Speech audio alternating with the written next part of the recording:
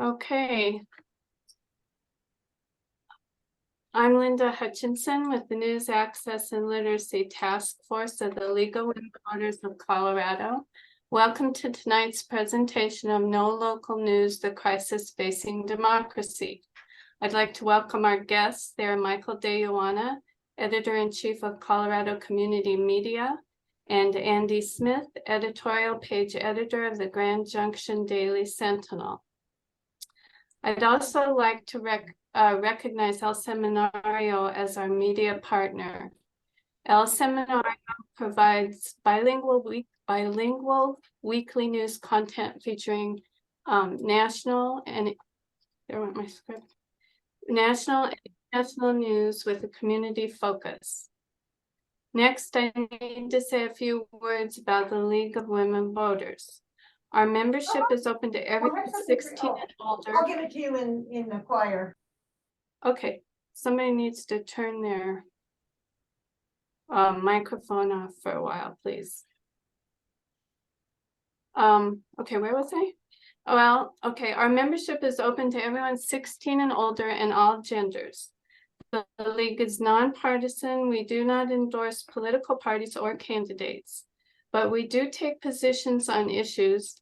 Our positions are reached only after a lengthy grassroots process of careful study and discussion involving all members, and then those positions serve as the basis for League advocacy. We cannot advocate without a position. In November, the News Access and Literacy Task Force will be holding meetings in order to ask members to adopt a local news position. We believe this position can be part of the solution to the loss of local news and the spread of misinformation and disinformation.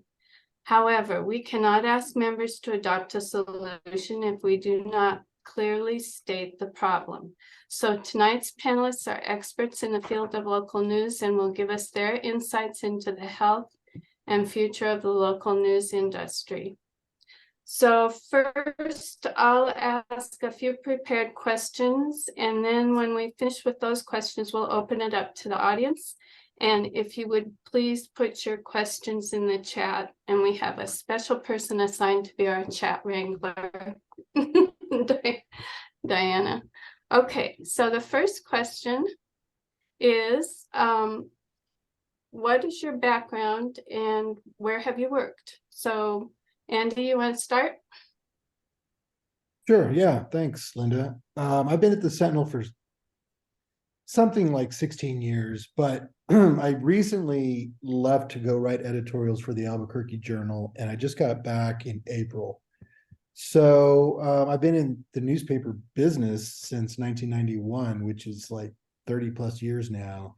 And I've worked for newspapers in New Mexico, Texas, South Carolina, Georgia, North Carolina, and Colorado. Before Grand Junction, I was in Craig, Colorado, which was kind of my introduction to the Western Slope. So between Craig and Grand Junction, I think it's quite a bit different of a media environment than maybe, you know, what Michael's used to in in the Front Range with a very large metroplex and a series of newspapers. But here in Mesa County, the Daily Sentinel has been sort of the leading voice of the Western Slope of Colorado since the 1890s, I think. And we have certainly seen some changes in the last,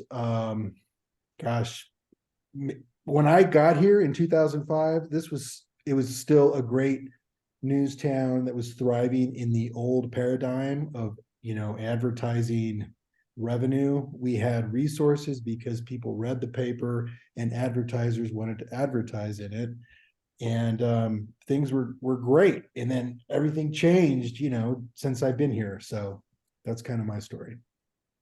Thank you. Okay, Michael, same to you.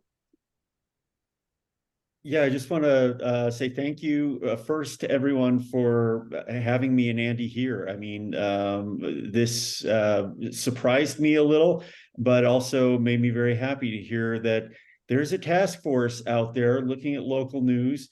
You know, somebody cares. That's important because We are on the front lines, as your organization is as well, of democracy. And, just to give you my background, I'm the editor-in-chief of Colorado Community Media.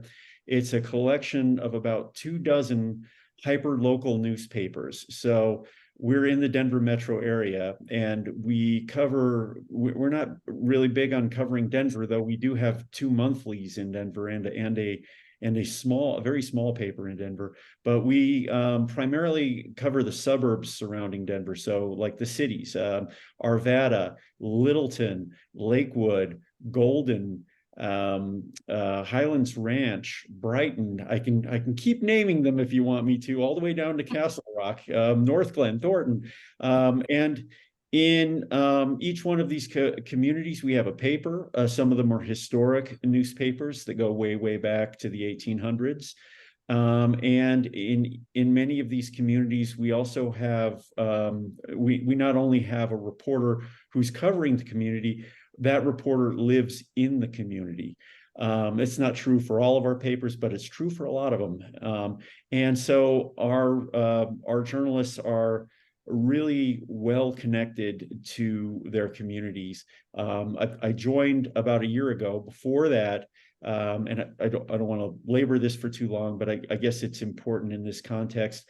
I'll start with where I started. I started at my college newspaper at the University of Colorado, Denver, where I was first a reporter covering student government, and then I became the editor-in-chief there. After that, I moved to the Colorado Daily, which was a very scrappy newspaper up in Boulder that had become independent after the CU Board of Regents defunded it for its stand on the Vietnam War. It had a newsroom of 6 or 7 reporters in there, and we held the CU Board of Regents and the CU system accountable. And we did some really important award-winning work there. That newspaper a few years back got gobbled up in the whole newspaper gobbling up business that's happened in the last couple of decades, and was shut down last year. The newspaper I worked at after that, the Fort Collins Coloradoan, is where I was a public health reporter, is now about probably about half the size it was when I joined way back in 2003. After that, I went down to Colorado Springs to work for the Colorado Springs Independent, which is an independent alternative weekly newspaper that challenges, that has historically challenged the Colorado Springs Gazette and its take on public affairs. And that paper almost went under this year. So how am I batting? I'm like, I'm like, newspapers are disappearing everywhere I worked. Is in a worse situation. After that, I freelanced for about 5 or 6 years. I made a documentary film. I got to work with the organizations, including 60 Minutes. I got to work with CBS National News. I got to work with Salon, and I did some investigative work. And then I moved over for a very short time, about 1.5 years, to Channel 7 Denver's investigative desk. And then after that, I found a place in public radio where I was for 8 years before joining Colorado Community Media. During my 8 years in public radio, I worked for both Colorado Public Radio and KUNC Public Radio here in Colorado. And I did many stories, including some groundbreaking investigative work with NPR's investigative unit. So I'm a journalist through and through. It's the only thing I know how to do. It's what draws me to journalism is the public service aspect. And I always say this, is that the most important or the most valuable thing that anyone has in this world is their story. And it's quite a privilege for journalists to share their stories. And it takes a lot of skill, and it takes an oath to adhere to ethics and to tell those stories ethically and truthfully. And my entire career, I have followed the Society of Professional Journalists Code of Ethics. It's been a beacon to guide me. And when I see some journalists who or people who say they're journalists and they want to jump in and do some journalism, my first question is, do you adhere to those ethics? Thank you. And on behalf of everybody here, I would like to thank both of you for your service because we really appreciate it. That's why we're here. Okay, the next question, Michael, you can take this first, is please share your personal experiences that reflect the health of local journalism. The health of local journalism. So I'll share my experiences at Colorado Community Media. Our organization has a mix of mostly early career journalists, but also some mid-career and even late career journalists. And week after week, we are, I guess, obsessed, but obsessed in a good way with what our city officials are doing. We are at as many meetings as we can go to, and we are listening to as many voices as we that want to talk to us. So one of the positive things, I think, is that there's a real appetite and need for just basic old fundamental journalism, going in and reporting the facts, distinguishing the facts from the opinions, and telling stories that matter or are interesting or that somehow define a community. And so I would say that's a positive right now, is that we're doing that. That our newsroom isn't shrinking. That's another positive, despite a couple of challenges that we've had in the last year. I'm calling them heart attack moments. We lost our we got a new printer, and then a few months later we lost that printer, and then we had to go on a search and find a new printer, and it's costing us more money. At the same time, though, it's caused us to double down on our commitment to being a digital first organization. And that's not as easy as it sounds when the entire business is centered around paper. So we're in the middle of that transformation and that transition, but I also feel good about it, and I feel that that's a positive, because I feel it makes what we do more accessible to more people. Thank you. Okay, Andy, your turn. Yeah, so we're in the exact same space right now where we have more subscribers. I mean, the number of print subscribers we have kind of forces us to pay attention to all the print dynamics, but we do want to get to a place where we are a digital operation. I mean, that the end goal, or the primary goal, is to find people who are willing to pay for our product via a digital subscription. If we can get enough of those, then we can stay in business, because we know that there's an end life or a shelf life, whatever you want to call it, to having a print operation. A lot of those readers are older. I would say anybody who's younger than me, I'm 55, may have had some experience or they kind of value being able to get information on a handheld device. But if you're older than me, you've been kind of trained to expect to read that paper. There's some kind of comfort for people of a certain age with print, with ink, getting a newsprint on your fingers while you're going through the paper. So Interestingly enough, I mean, we're actually starting our, maybe we're late to the game, but we're kind of getting into the real building blocks of what a digital first operation looks like. And a lot of that is trying to convert people who kind of wander across our site for whatever reason. They may be looking for something specific, or they may be just trying to check out Grand Junction as a whole. And, we're trying to capture that information and see if there's a way to convert them to become digital subscribers. So that is kind of the challenge. But in the meantime, the operation is very much the same as it's always been. And it's like Michael said, it's the basics. It is going to city hall and school board meetings and county commissioners, and really trying to give the public a sense of what their elected leadership is doing, sometimes good, sometimes in questionable ways. That is how we differentiate ourselves, or that's our calling card in this media, ecosystem, is that the Daily Sentinel will give you all the coverage of what's happening.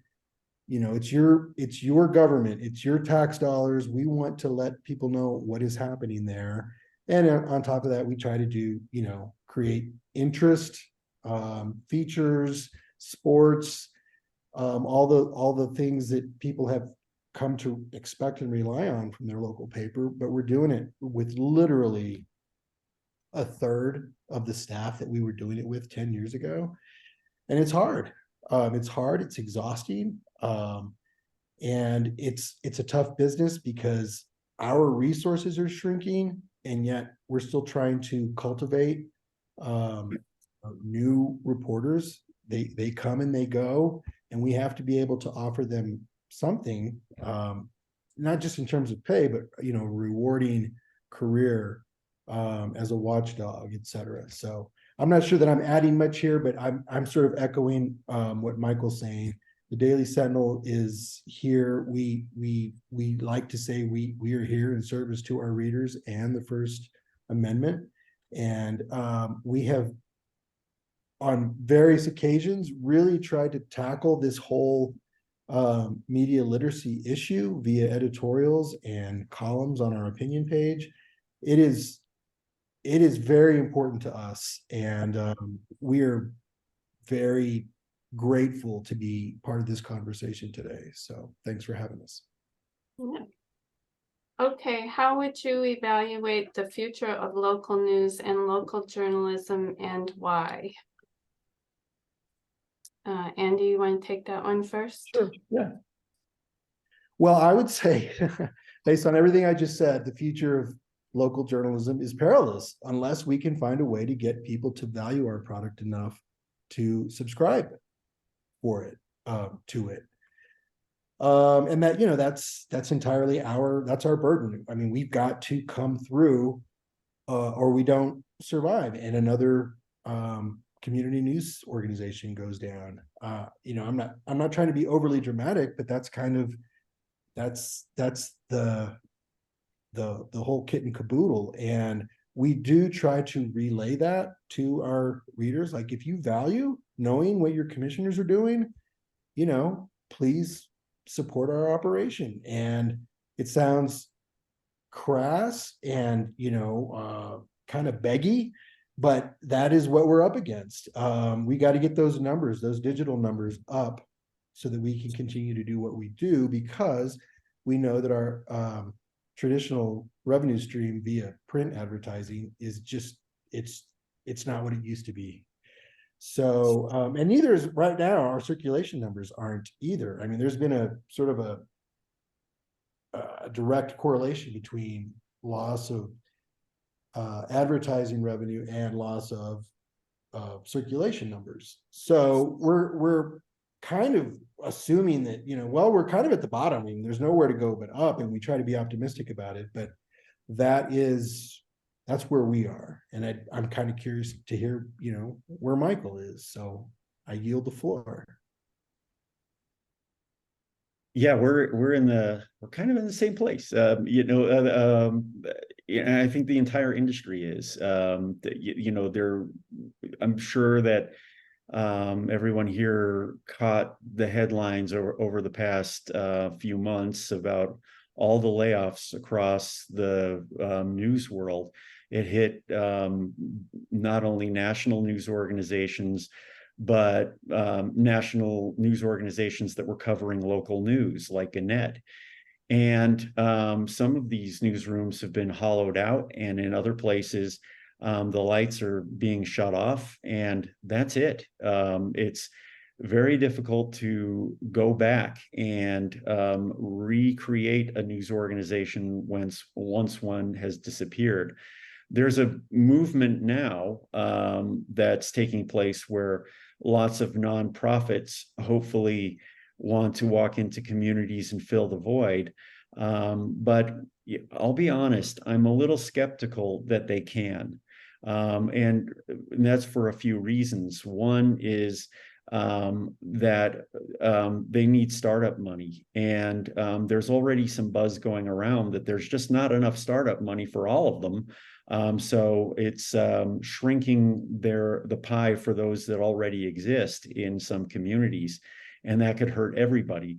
The other thing is sometimes they come with a very intentional focus, but they exclude some other communities.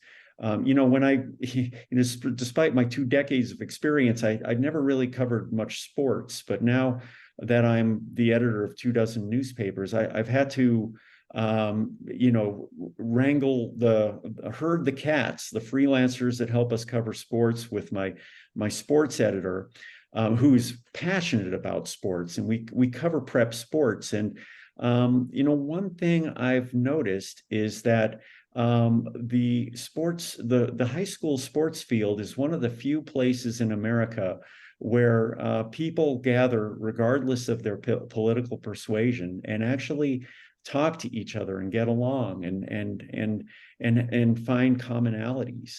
So I wonder, like, if you kind of take away the traditional news organizations that have those links to communities like that, like covering high school sports, how long would it take for a nonprofit to step in and recreate that? So there's that, and then there's also this other picture, and it is dire, where print is becoming prohibitively expensive for advertisers. And the reason for that is because the cost of paper has gone up, the cost of transportation has gone up, even the cost of ink has gone up. And that causes us to have to increase what we charge for ads. And a certain number of advertisers will say they tap out at when you get to a certain amount. The issue for print-based organizations like ours is that most, if not all, in some cases, revenue will come from the print side. And so that's where we need the help. And so my pitch would be, don't give the money to a nonprofit unless we become a nonprofit, but give it to us and help us learn to be better at raising money, because maybe it's not just selling subscriptions.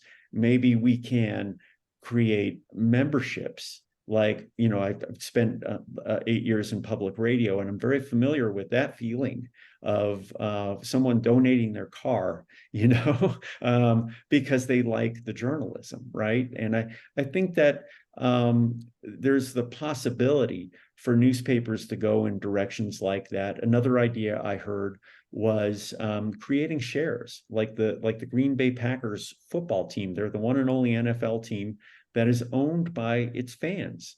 So what if, and people joke that their ownership shares are worthless, but really the value of them isn't monetary. The value of them is in community. And I think that that's kind of a good fit for what we do. If we could find a way to to kind of market that to folks, or so we've been exploring ideas like that, and some of this is above my pay grade. My publisher has been working on these things, and she's brilliant at it, but I'm just kind of laying it out there for you all, so you kind of know what the kinds of things that we're thinking about. Digital transition itself doesn't save us. It has to be part of engaging the community, building community, getting them really interested in our journalism and making them part of our journalism, and having them see the value in what we do every day, and knowing that they can't go to the city council meetings, but we're there, we have their backs, and that we will cover things fairly, accurately, and discern facts from opinions. Okay, this is the last prepared question, and then we'll go to the audience questions. What would you recommend to improve news presentation in the future, and why? Michael, Andy, you want to do that? Yeah, sure. I mean, it's the improvement is an interesting angle. I mean, clearly what we're struggling with are resources to do what we already do, and we do quite well. So for us, it's really just about stabilizing our revenue so that we can continue to hire reporters and expand our coverage. Right now, I would say that the Sentinel is probably in its most its smallest shape, its smallest footprint. I mean, we've only got 6 reporters right now, and I remember when I came here in 2005. I mean, we probably had a newsroom of 18 people plus a separate copy desk. So for us, improvement or continuing to try to elevate the bar it's just a resource numbers game. We need to be able to get enough people who are interested in our product so that we can get the revenue we need to continue to pound the pavement and find good stories. That sounds really derivative or basic, and it could be a different picture, in a Front Range community. But we're a small-ish city here on the Western Slope. I think there are basically 70,000 people in Grand Junction, and maybe twice that in the surrounding area that we call the Grand Valley. So we're just trying to do some basic math. How many of those people do we need to buy our product at $10 a month or whatever we can offer in terms of affordability for us to be able to continue to do what we do? Beyond that, I kind of want to piggyback on some of the things Michael was saying. What are the alternatives? I mean, if we can't do what we do, and you do have a nonprofit group that comes in, there are some distinct differences between the way we've been doing business for 100 years and somebody who comes in as a nonprofit model, maybe has secured some grants from foundations or donors, and who knows what kind of strings come with that kind of underwriting. I'm not saying that there are, but there could be some expectations about, okay, we're interested in underwriting a news operation because we want to target, let's say, an underserved population, a minority group, whatever. Well, when you start reporting news and you get away from this kind of purely objective model that we've tried to adhere to for decades, we don't really know what that coverage looks like, or if it's got value to a general readership. So those are some of the things communities have to ask themselves about. Who do we want to be our eyes and ears? And I think we're kind of a proven commodity. Privately held small family newspapers have been doing this work for a long time. And it's kind of like Michael said, whether or not you can recite the code of ethics from the SBJ, we all kind of have this internal ethical meter that guides what we do because we've been doing it for a long time. And I'll leave it at that. Okay, Michael. Yeah, I think just to underscore what I was saying earlier, maybe the key is editorial independence. And I do think that some nonprofits actually are doing excellent work in journalism. But I was just kind of raising the issue that some of them might have a more narrow focus than a traditional news organization that's been in your community. And that might mean that some communities don't get the coverage that they've been used to. So also I was wondering if you could rephrase the question though, because that would help me. I think what we intended was, what would you, or can you think of any ways to improve news presentation in the future so maybe more people would want to access the news or make it more accessible to people? I think that's what we meant. I Right, think, Diana? yeah, I mean, I think we're always looking for ways to improve presentation, and it's a bit of a moving target because of technology. And and I think it just means that newsrooms need to innovate and be open to ideas as much as they can be. But I also think that engaging community is really a key part of what news presentation will look like in the future, and is starting to look like now. And there are many communities that have historically been marginalized by newspapers, like some of the newspapers that I have historically. And there are also communities that have moved into our state that we don't know very much about. So we need to constantly be exploring and constantly learning about our community. And I think that a lot of that kind of filters out through what our presentation looks like. It's about who's in the news, who we regard as our experts, who we regard as our community leaders. That's all very important.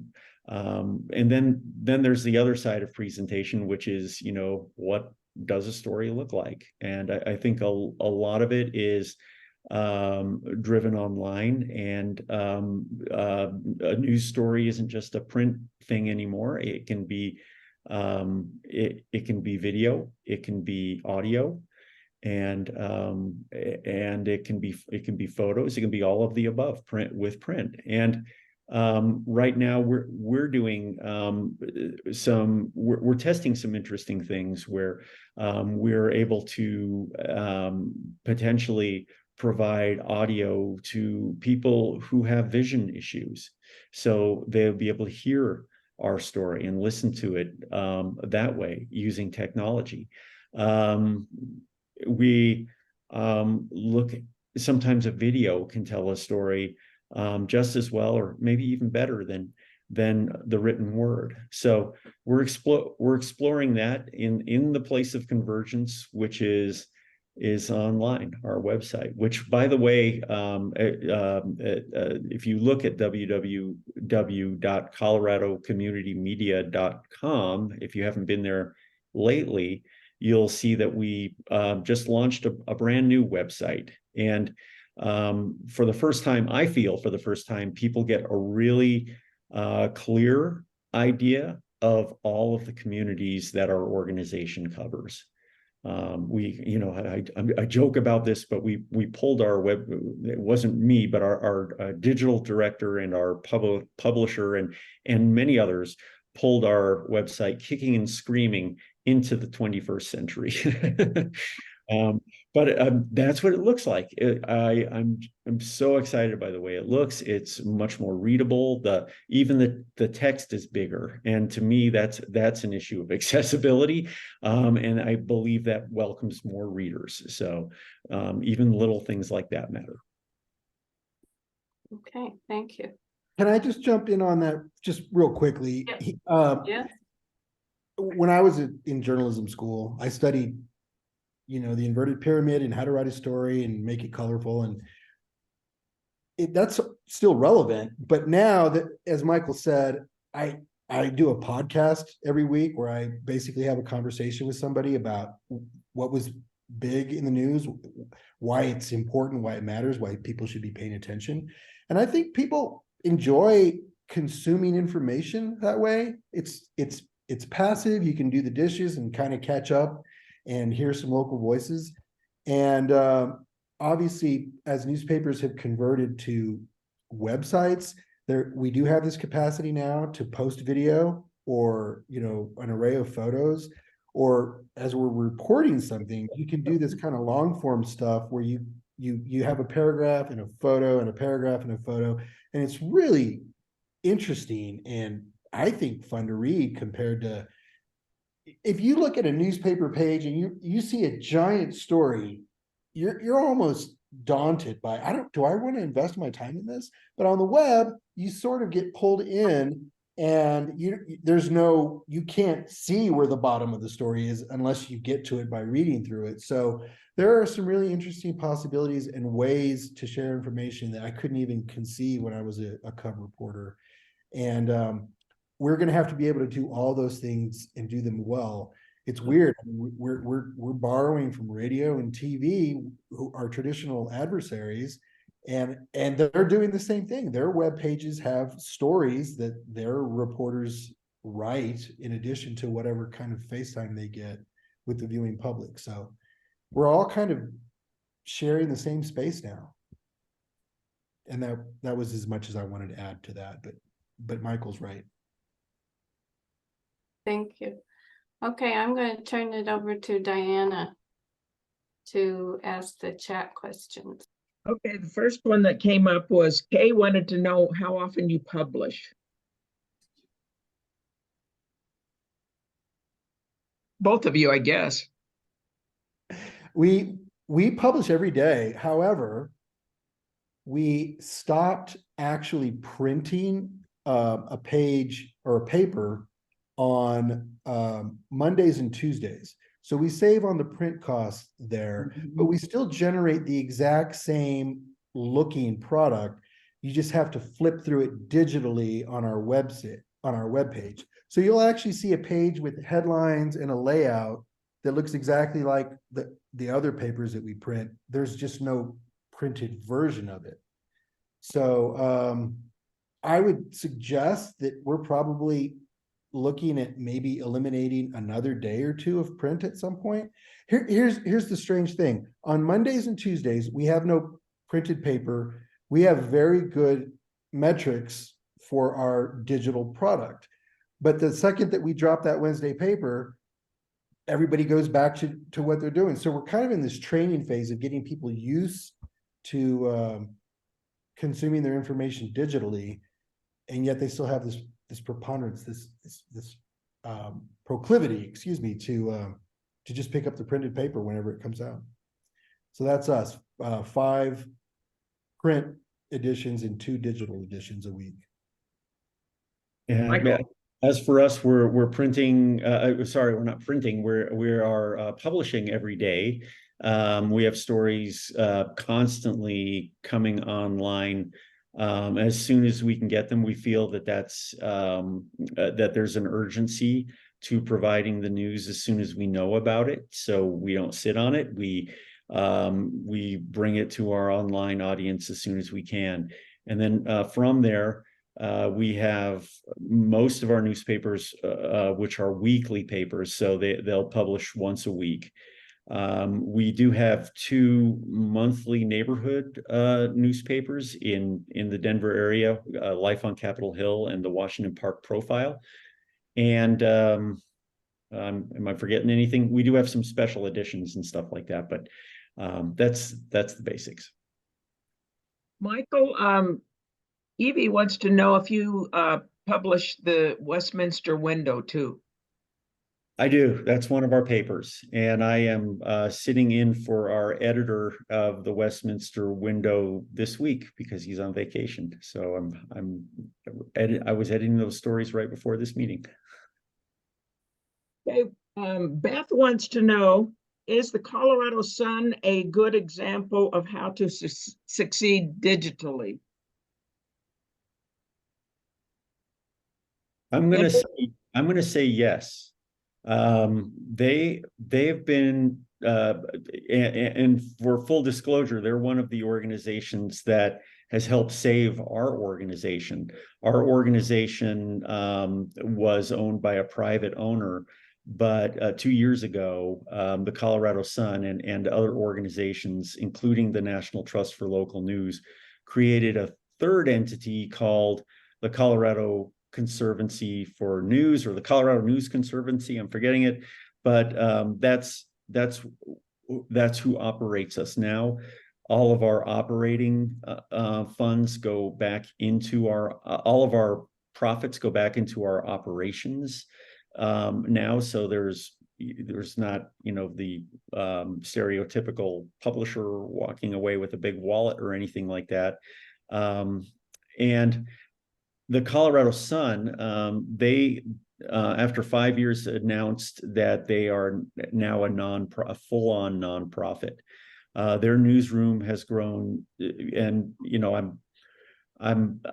I can only say so much because obviously I don't work there, but I ran into Larry Rickman, who is sort of the head chief over there, and at the Colorado Press Convention, and we had a small conversation, and their newsroom certainly has grown steadily. My organization, I read their stories regularly and use them in our for supplemental content in a collaboration agreement with the Sun. And their journalism is solid. It's rock solid journalism. What they don't do is what my news organization does. They cover the state and statewide issues, and I'm focused on the hyper local community. So we have kind of different missions in that regard. But I would say at this point, yes, you can say they're a successful model. By some of the numbers that I've asked about, and I don't have firm numbers on this, but their newsroom is now approaching about half the size of the Denver Post's newsroom, which has shrank over the years. Yeah, I would add, I mean, I'm a fan of the Sun. I mean, they've got really top-notch reporters, great storytelling. There's nothing not to like about what they do. And it's hard not to be a cheerleader for somebody who said, we think we can do this, and go out and actually do it. We also benefit from their reporting because we do have that same shared agreement. We can use certain Colorado Sun stories. And the only problem, it's not a problem, but we're here in Mesa County, we're covering Mesa County stories every day. And then occasionally there will be something that comes up that sort of is newsy enough, and one of their reporters may come and cover the same story. So suddenly we're competitors instead of collaborators, and it's not a problem. I mean, I don't know what kind of overlap there is. People who subscribe to the Sun probably are doing it for that state level view of what's going on in politics and in government. And it doesn't hurt occasionally when we have, I don't know if anybody here recognizes the name Tina Peters. She's a county clerk who has kind of gone rogue and made headlines. And we cover it because that's what we do. It's here in Mesa County. And then occasionally you'll see other news organizations sort of coming onto our turf to write the same stuff. It's interesting. I'm not complaining about it. I'm just saying that's occasionally when the Sun and the Sentinel will be competing for the same story, but probably not even to the same audience. So I think a good way to look, the way I look at the Sun is like they're kind of like RTD. They get people around and stuff, but it's local organizations like us that get you to that last mile. That's what they talk about. You get off the bus and then you still have a mile to get home. We're the ones who get you to that last mile. We're the ones who get you home. We're the ones who bring you what's happening in your backyard. I should mention that Deanne, is it Deanne? Yes, from Washington has included in the chat links to the Washington study, the very detailed Washington study, and the position in the chat. So you might want to save that and look at it later. Okay, I think it's Kathy asked, what do you think of volunteer citizen reporters?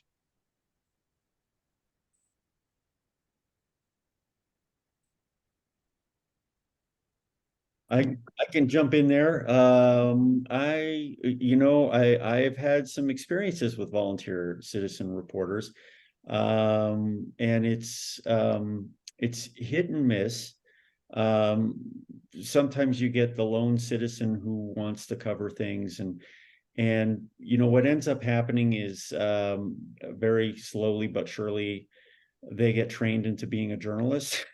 So, so it's like, so I view that as kind of like a form of street journalism school, because if they want to work for a news organization, they will, they'll learn pretty quick from editors.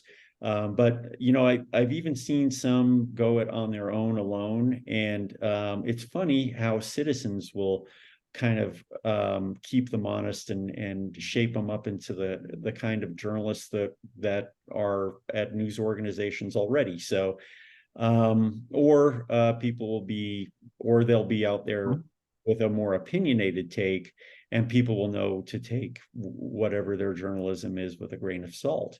They may love it, they may agree. And I've also been super interested, and I'm exploring this idea. I've heard a lot about it with the your organization, League of Women Voters in Colorado, doing a pilot up in Larimer and Weld counties, northern Colorado, on just that issue, where as much as I've been able to piece together is that members of the league are willing and able to go to meetings where we have news deserts, where there are no journalists, and to basically do the work, the basic work of saying what happened. And I've also heard, and I ran into somebody who said it's possible to sort of merge that kind of initiative with artificial intelligence. For example, having an OtterBot, a transcription tool, scheduled in your calendar, and then it can automatically knock on the door and attend a Zoom meeting just like this one and record the meeting. And then you can further, if you wanted to, take the transcription and ask AI to make sense of it. I think that that's fascinating. I think that that's a promising idea. And I do think, though, that it's only promising so long as human beings are in the process, so long as human beings who are trained in discerning fact from opinion, are trained in understanding nuances, are trained in ferreting out untruths, that they're kind of doing journalistic or pre-journalistic work, I guess. So I'm super interested in that. I don't know what I think about it yet, but I'm super interested, and I'm learning, and I'm willing to understand, because I think that it has potential. Sonia, did you write down his name? I think I saw Sonia in there somewhere. She can get in touch with him later. Dixie wants to know, do you see a future for radio, TV, and you all to combine efforts for local news?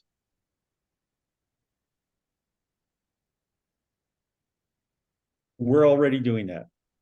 So I don't know about you, Andy, but we're already doing that. It's not it's tough because we're working in different formats and we're working for different bosses and even may have different missions, but it is possible. And there are times when it makes sense to collaborate on a story. I think one example that we've had in the past few months was that we did a 16 story series that was launched over the course of a month about the housing crisis, the affordability and availability crisis along the Front Range. And our stories each week were featured by Colorado CBS News. And what they did was they had our reporters, some of our reporters, and including myself, come on and speak about the series, about what we were running in the papers that week. And so that was a way for them to highlight what's going on with housing and to bring some more attention to it. And for us, it was an opportunity to be put in front of an audience that might not already be reading us, and to expand people's knowledge about the work that we're doing. So I think that there's a lot to be learned from it. I am always open for collaboration. I guess another more kind of concrete one would be where we actually share a lot of resources. And we're doing that right now on a story with the Aurora Sentinel, where we are collaborating, my newsroom, 3 editors and 2 reporters in my newsroom, and an editor in Aurora and one of their reporters. We're all collaborating on a story, and it's going to be a single story, but our combined reporting has enabled us to dive into an issue in a deeper way than we would be able to otherwise. Yeah, I'll just touch on that real briefly. I saw this more in Albuquerque, where the Journal and KOAT TV and KKOB Radio were all media partners. And that was probably more of a branding thing, but there was kind of a free exchange of information. A lot of the organizations quoting each other's stories or citing them in broader coverage of metropolitan Albuquerque. Here in Grand Junction, we actually own several radio stations. I think we were one of the first newspapers to take advantage of a FCC relaxation of ownership. There used to be I guess a ban on newspapers owning radio stations or vice versa. And so what that looks like is a lot of our radio reporting of our news is essentially just repurposing stuff from the newspaper, editing the Sentinel. Can you hear me okay? I think somebody's got something in the background or something. I keep hearing a radio or a TV or something. If everybody could mute if you're not speaking, that'd probably help. Yeah. So go ahead, Andy. Go ahead. No. I was done. I listen to KUNC almost continuously, and it seems like at least a couple of days a week, they have a Colorado Sun reporter on there. And I think it's mostly state news that they're covering. Okay, Evie wants to know, have you ever heard of Newsbreak, Arvada? Yes, I have heard of Newsbreak, and if you haven't heard, Newsbreak is a startup news organization that's working around the country to try to get into local communities. But they have ceased their experiment in Colorado. They had hired some reporters and then also had some freelancers working for them. But recently they announced that they were no longer going to pursue their news or operation in Colorado. For a while there, we felt like we were competing with them on stories here and there. They'd swoop in and maybe scoop us on something in Arvada or something in Douglas County, or they've decided to move somewhere else. And I don't know, maybe that has something to do with our news organization. I don't know. I mean, because we are so well planted in the communities. Andy, have you heard of them over in Grand Junction?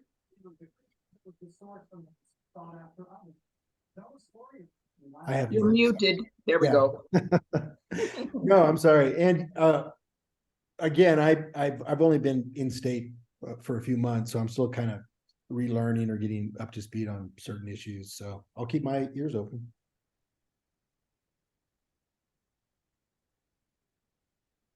Okay, Kathy wants to know what ways could local, state, and federal government support your efforts to provide good, solid news?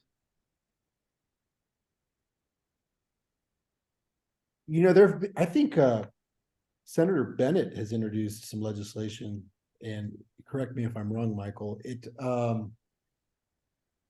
incentivized newspapers. It gave them certain considerations or tax breaks. I can't remember what it was, but there's an example of a Colorado lawmaker who kind of recognized the perilous state of the industry and saying, what can we do? Can we do something that will help these organizations stay in business, or, you know, redirect some revenue their way?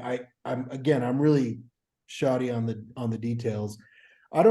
So obviously there's a federal effort to look at this. I'm not sure what a local government could do, honestly.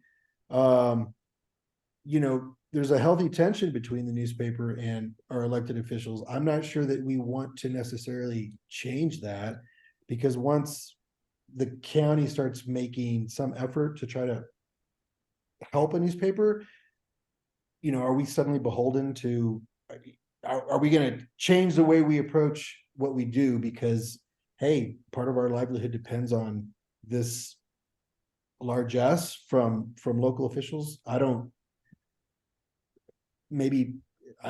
actually love to hear if Michael has a take on this. I mean, I'm kind of just talking off the top of my head.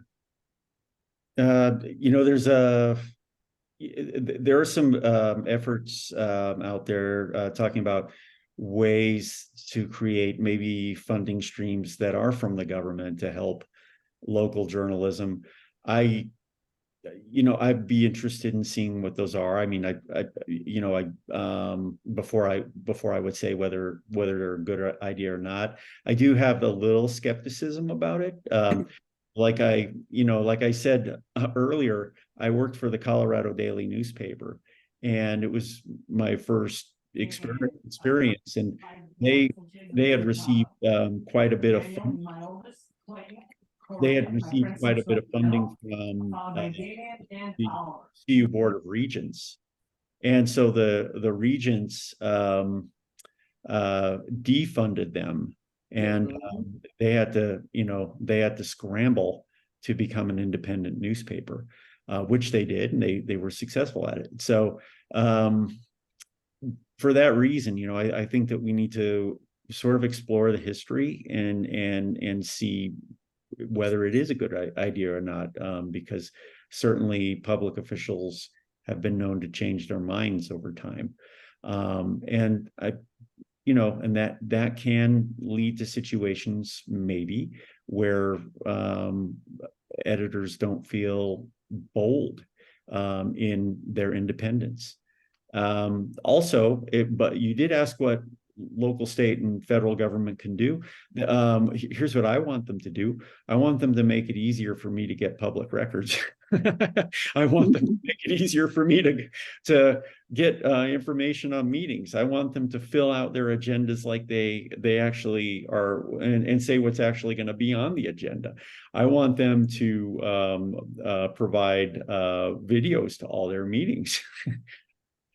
So those are the things I really want. And I think that actually can help journalism. That can help our bottom line, because then we're more able to tell people what's going on rather than fighting for the information for what's going on. Yeah, if we're talking wish lists, it'd be nice if our local elected officials sort of doggedly supported the idea of independent coverage of what they do. That's not what happens. Usually they get ticked off about something. They start sort of questioning the intent or the credibility of the organization that's, that's aired something, caught them with their hand in the cookie jar, what have you.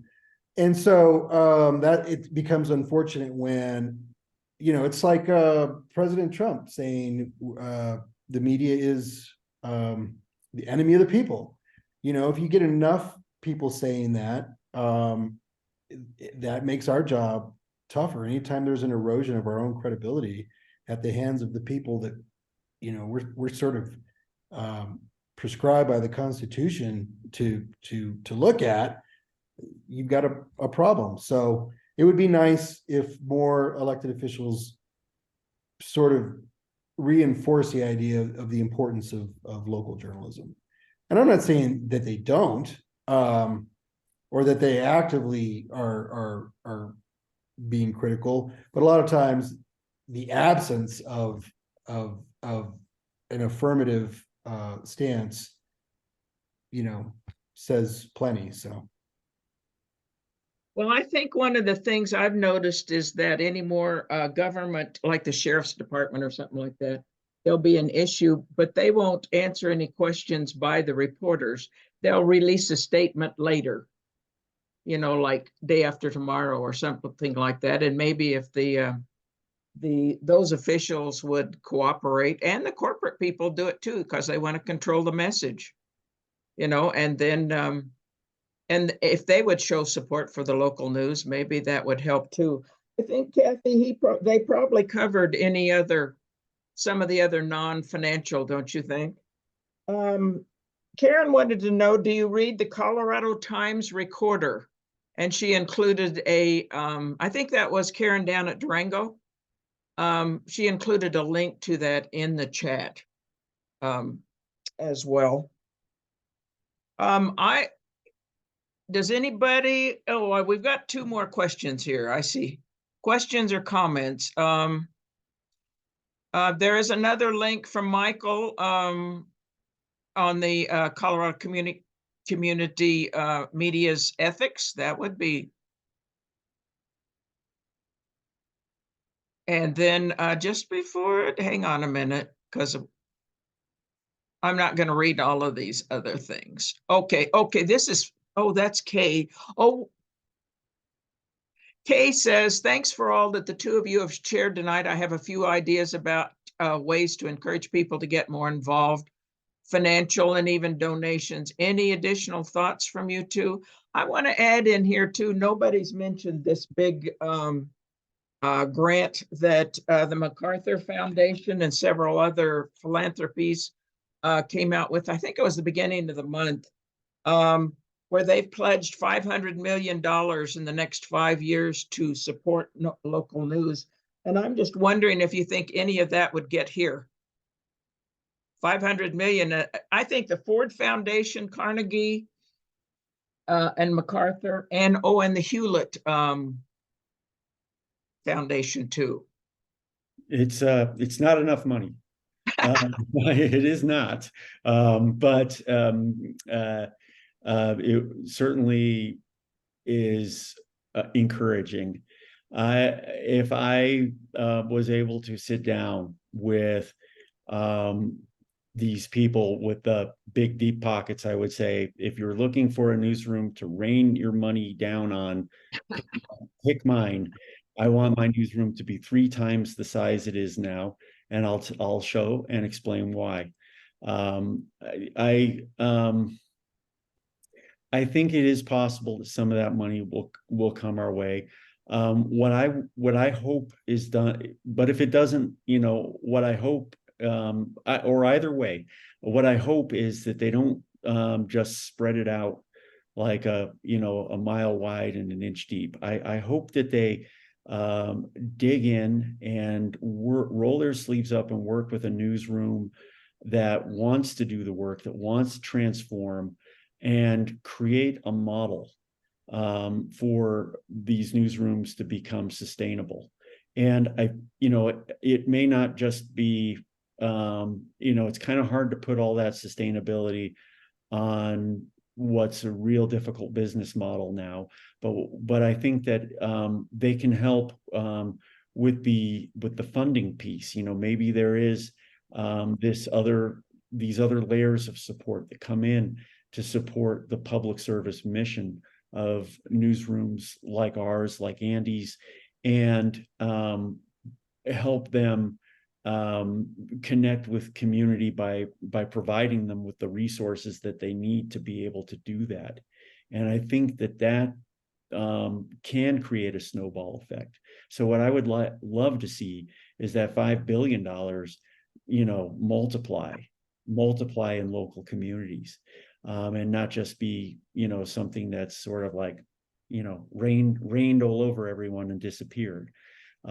So I'm hopeful, I'm watching, and if I ever get a chance to sit down with someone who has any ability to do anything with that money, I would love to talk to them and invite them to come and see what we do every day. Andy, you want to chime in?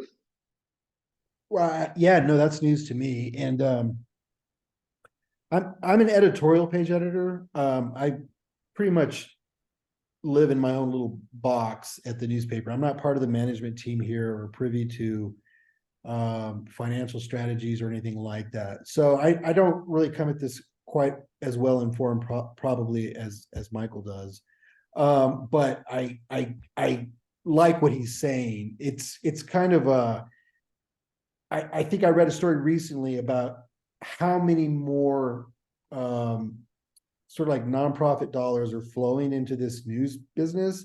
And it's really, it's percentage points, small numbers compared to the ad revenue that used to sustain the industry. Mm-hmm. So even though it's like, oh, look at this, people are pouring 50 million here, 100 million there, it's not a material, amount that's going to be a huge difference maker unless it is deployed strategically, as Michael said, and used to demonstrate what an infusion can do for a community. And then hopefully other newspapers can say, look what San Diego did with their money. We want to do the same thing and we need your help. I mean, it could be the basis of a sort of a call to give or something like that. But I don't really have any specifics or any expectation or hope that any of that money is going to find its way to Western Colorado. But it would be great, if the 5 billion does get targeted, used well, and then there's another round, and there's another 5 billion or 500 billion, and what is it? It's like a half a billion. Yeah, it's million right now. Not 500 million. Sorry, yeah, I'm way ahead. It's they put another 500 million into to another round, and they keep rolling it out with a successful model. Often these applications for funds are, everyone kind of comes up with their own ideas, and then someone goes through the pile of applications and decides who's worthy or what looks interesting, and then there goes the funding. But I'd like to see these organizations take a little more of a top-down approach and say that we're going to work with you. We have specific requirements of working with you, and we believe that if you can meet these requirements and you're willing to do the hard work, that this money can be, and if you follow the formula or get on with the program, that this money could be doubled. That the money that comes to you could be or replicated, so that it's not all gone in a few years. I say this, having seen funds come in and out of newsrooms over the years, and that takes quite a toll on a newsroom. It's one project begins, another one ends, and staffers move around. Some of them aren't even sure they'll have a job when the funding runs out. And it's just it feels very piecemeal. And so I guess that's sort of where my very definite point of view on this comes from. But I'm excited. I'm very excited that they have finally, these powers that be, the philanthropic powers that be, have finally identified what I think is an incredibly important category, and that's local news. And you know, for years they've been putting money into some very awesome but somewhat esoteric news organizations, and some of them with very, very niche kind of crowds and issues, and meanwhile local news has been struggling. So I'm really glad that local news is finally getting the attention it deserves too. Do you think one of the things they might do would be to provide some financial experts to give some recommendations on how to keep newspapers alive? I could see that, but not just keeping newspapers alive, helping newspaper organizations make the most of their digital assets and build audience and membership maybe that way. So I think that it's a holistic approach. You know, take a look at everything the organization has, all of its assets, all of its potential profitability, and then figure out how to grow it, how to multiply it. How do we multiply what we have? That's where I think most news organizations are needing the help. They really need that sort of groundswell of support. The communities to step up and say how much they appreciate journalists. And you know, and that's been hard, that frankly for us, you know, especially starting, you know, with the last president. I mean, I have to say, you know, that there are a lot of people who've latched onto this phrase as fake news, and I think it's toxic. It's toxic to our communities, this idea that anything you don't like is fake. Anything you don't like was written with an agenda or a bias, because that's not true. I walk in and I'm the editor of our newsroom, and if my journalists were walking in with an agenda and a bias, and they wanted to produce fake news, they'd be out the door the next minute. They're not doing that. They are working very hard with all the right intentions and ethically, and their goal is to inform the community about what's going on. And so I think that we struggle even in that way, that you know, in terms of news literacy, that people have just sort of, they don't know a journalist, or because there's so few of us now, or they don't trust us because the you know the culture or the tone of conversations is that everything is fake news, everyone is biased, and it's really not just an attack on journalism.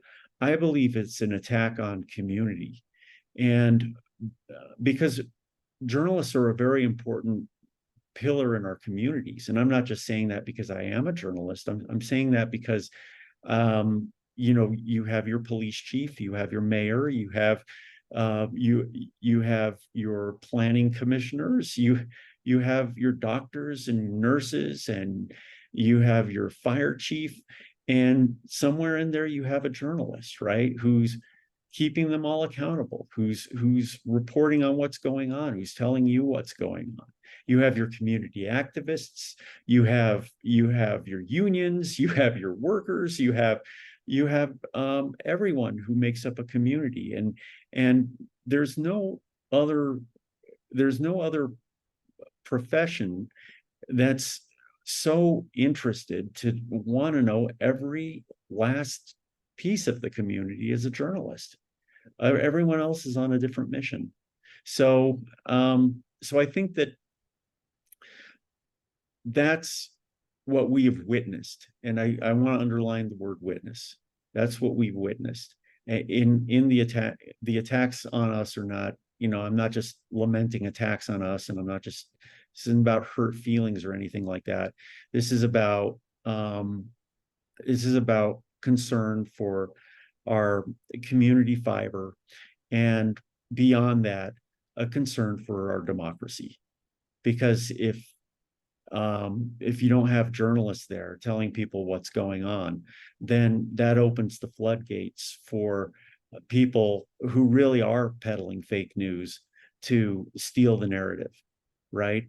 I say to our journalists that, we have an incredible responsibility. In some ways, we are framing reality. We're actually telling people what reality is. That's an incredible responsibility. It's a lot of work. And it requires being fair. And so you've got like these nerdy fair folks like me and Andy walking around trying to be friendly and kind to everybody, getting accused of destroying our society with fake news. So it's disheartening, and I'm really glad to see, again, I want to just underscore that I'm really happy to see that there is a task force that cares, that your task force cares so much about this. It's been a real honor to speak before you today. I just want to add one thing to what Michael said. I think a perfect illustration of the effect, the Trump effect, if you want to call it, the fake news effect. You've probably seen an ad on television for something called the Denver Gazette, which I don't know anything about. But the whole premise of the ad is, we at the Denver Gazette just give you the facts. We don't, we don't imbue with opinion or whatever. And the implication is other newspapers do, and I don't think that's true at all. I think for the most part, especially small community journalism outfit strives for the same thing. We just want to present our facts, and we try to make a very clear distinction between our news operation and our opinion page. And somehow that has all been cluttered up because I'm an editorial page editor. I can't tell you how many times people call me and accuse me of bias, and I'm like, it's the opinion page. That's what we do. Bias is our stock in trade. We're offering different perspectives, but then people take that and feel like, well, if you're willing to be biased with an opinion page, your whole operation is suspect. And it's just a really weird time. Like, I feel like when I broke into the business, people were a lot clearer about what newspapers do and how they operate and the distinctions that can be made on the different sections of the paper. And now it's this weird advertising shtick that you can trust our newspaper. I'm not sure you can trust anybody else. I don't buy it, so it's just kind of disappointing to me. Okay, Hang on a minute. I went looking for a newspaper in Southern California. I even went to Starbucks and they didn't even have a New York Times there or whatever they carry. But I did find an Epic Times at the grocery store. There's one of those neutral newspapers you can definitely trust. Kay did have some ideas about financial ideas, or you've heard some. Is that right, Kay?